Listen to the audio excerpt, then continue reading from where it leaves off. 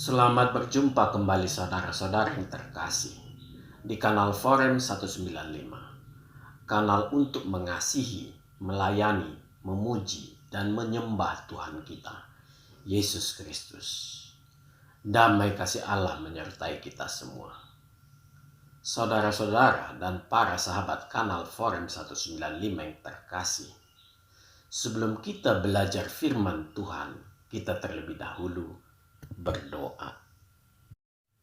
Ya Allah, izinkanlah kami bersama-sama ya Tuhan belajar mengenai siapakah juru selamat yang benar bagi seluruh umat manusia. Dalam perkembangan teknologi ini ya Tuhan, sangat banyak orang yang ingin menutupi kebenaran-Mu dengan memunculkan nabi-nabi palsu yang diangkat sebagai juru selamat dengan memutarbalikkan ajaran Alkitab. Ini kami lakukan karena melihat begitu banyak orang di dunia ini disesatkan dengan menutupi kebenaran bahwa hanya Tuhan Yesus Kristuslah juru selamat sejati yang berkorban bagi seluruh umat manusia. Berbicaralah Tuhan melalui Roh Kudus-Mu agar semua orang dapat tercerahkan. Terima kasih ya Tuhan. Di dalam nama Tuhan Yesus kami berdoa. Amin. Saudara-saudara dan para sahabat kanal Forum 195 yang terkasih. Di episode 3 ini, kita akan mempelajari sebuah pertanyaan yang sederhana. Mungkinkah Nabi Kutim sebagai juru selamat?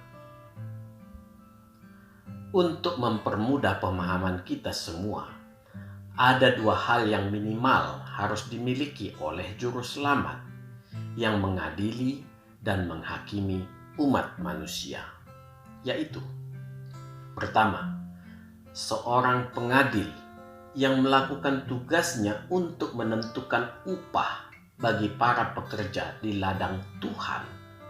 Haruslah dia seorang yang maha adil. Dan yang kedua, seorang hakim yang melakukan tugasnya yang berkaitan dengan dosa yang meliputi seluruh manusia. Haruslah dia seorang yang maha suci atau maha kudus. Kedua otoritas tersebut hanya ada di dalam diri Tuhan Yesus Kristus. Dia maha adil dan maha kudus. Marilah kita melihat dari tabulasi berikut yang akan ditayangkan selama video ini berlangsung. Berisi hanya sedikit tentang perbandingan langsung antara Nabi Kutim dengan Yesus Kristus. Anda sendiri yang akan menilai apakah pantas Nabi Kutim sebagai juru selamat Anda. Kalau Anda mengatakan tidak, Anda memiliki hati yang benar. Kembali Anda harus memilih, apakah Anda ingin masuk ke rumah Yesus Kristus, yaitu sorga, di mana di sorga tidak ada lagi keinginan duniawi, apalagi pesta seks. Kalau Anda masih menginginkan kehidupan duniawi, terlebih kenikmatan seks, memecah keperawanan yang terus-menerus, dan lain sebagainya, Anda juga tidak cocok dengan agama Kristen. Inilah artinya, jangan ada ilah lain di hadapan Allah. Keinginan duniawi ini sudah termasuk kategori ilah. Allah orang Kristen tidak ingin diduakan. Memang, agama Kristen termasuk agama yang sulit karena berawal dari perubahan hati dan akal budi ketika menerima Kristus sebagai juru selamat pribadi. Hal ini juga banyak yang tidak disadari oleh orang Kristen sendiri. Marilah kita melihat mengapa istilah juru selamat juga mati-matian ingin diadopsi agama jimat yang sangat tampak ingin memotong kisah penyelamatan yang dilakukan Allah Yahweh bagi seluruh umat manusia. Inilah skenario iblis yang bermain di balik ini semua. Memang agama jimat ini sangat unik.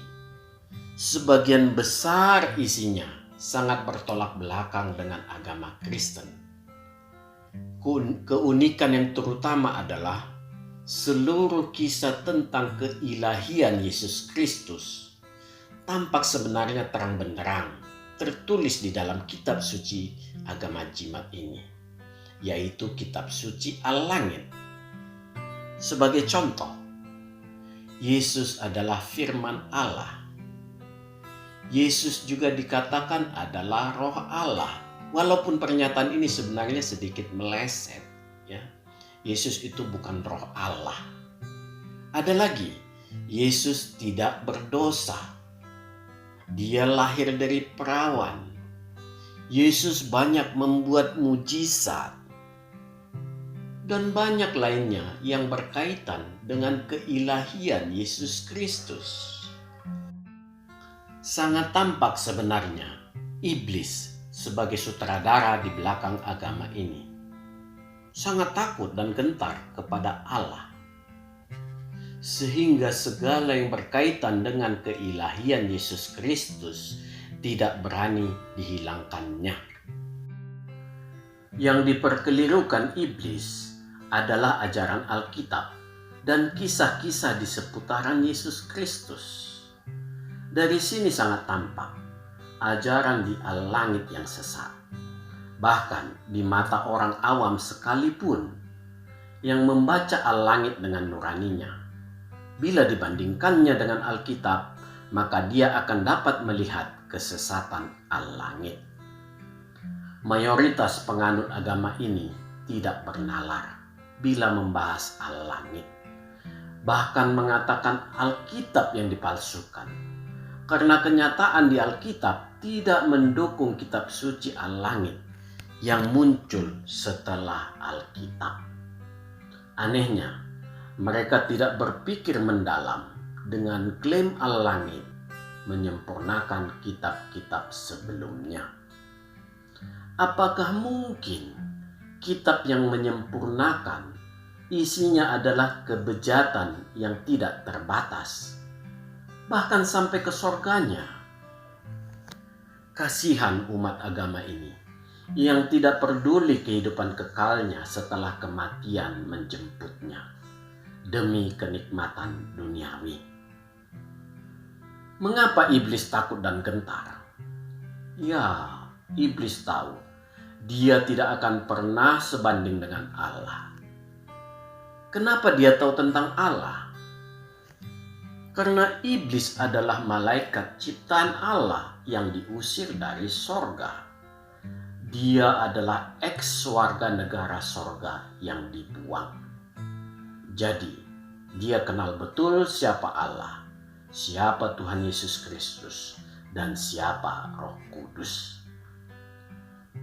Sejak waktu hukuman bagi iblis sudah dijatuhkan, di kitab Kejadian 3 ayat 15. Iblis berpacu dengan waktu untuk menyesatkan seluruh manusia di muka bumi sebelum masa penghakimannya tiba. Iblis menyusun sebuah kekuatan yang sangat besar secara terstruktur, sistematis, dan masif. Iblis tidak main-main dalam rencananya. Kendaraannya sekarang telah tersedia dan sangat militan, yaitu agama jimat. Lengkap dengan nabinya, Nabi Kutim, dan kitab sucinya Al-Langit. Suatu perencanaan yang sangat luar biasa, secara terang benderang berada di antara umat manusia. Ancaman besar bagi seluruh umat manusia, bukan hanya bagi umat Kristen. Rencana iblis inilah yang akan kita ungkap dengan cara memperbandingkan secara langsung antara Nabi Kutim dan Tuhan Yesus Kristus. Dengan perbandingan langsung ini, mudah-mudahan umat agama jimat terbuka matanya, melihat kenyataan yang sebenarnya. Cara terbaik untuk melakukan perbandingan adalah dengan membuka kitab suci Al-Langit bersamaan dengan Alkitab, sehingga bisa langsung diperbandingkan.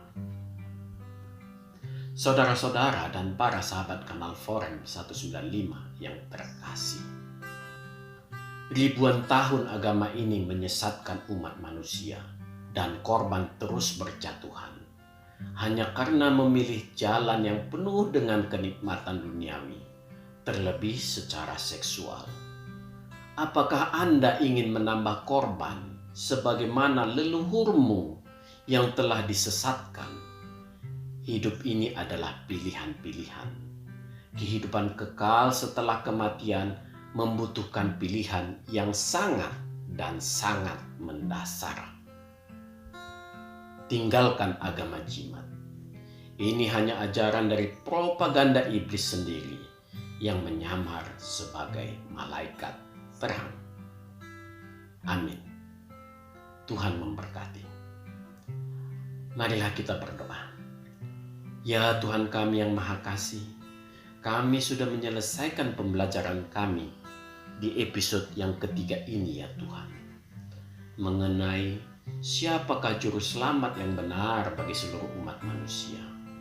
Terima kasih ya Tuhan atas penyertaan-Mu selama kami belajar. Kuatkanlah kami semua hari lepas hari ya Tuhan, untuk menghadapi gelombang zaman yang menakutkan ini. Kami percaya akan kasih setia Tuhan yang akan senantiasa menyertai kami. Kami serahkan kehidupan kami hanya di dalam tangan pengasihan-Mu. Terpujilah nama-Mu selamanya. Di dalam nama Tuhan Yesus Kristus kami berdoa. Amin. Tuhan memberkati kita semua. Saudara-saudara yang terkasih, marilah kita masuk ke saat teduh sejenak.